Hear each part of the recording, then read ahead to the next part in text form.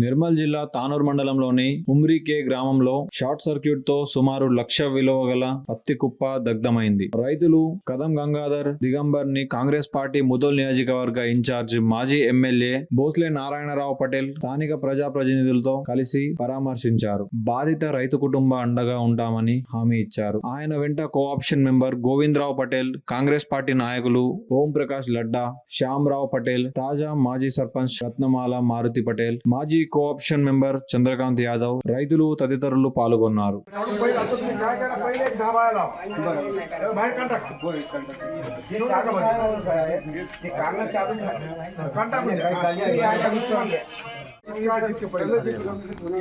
कंटाकून देऊन बरोबर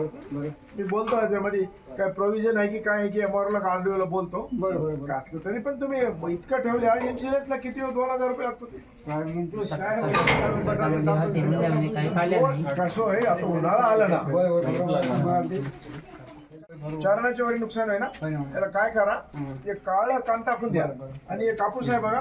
वाळू घाला वाळू घालून कान टाकून द्या ठेवू नका पुन्हा ठेवलं तर काय होते याच्यामध्ये मोळका निघते तुमच्या पैसा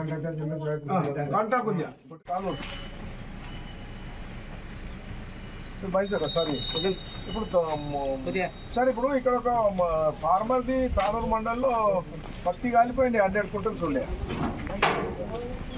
పత్తి ఏదైనా ఉందో ఆ ప్రొవిజన్ స్మాల్ ఫార్మర్ పాపం ఇంట్లో పెట్టుకుంటాం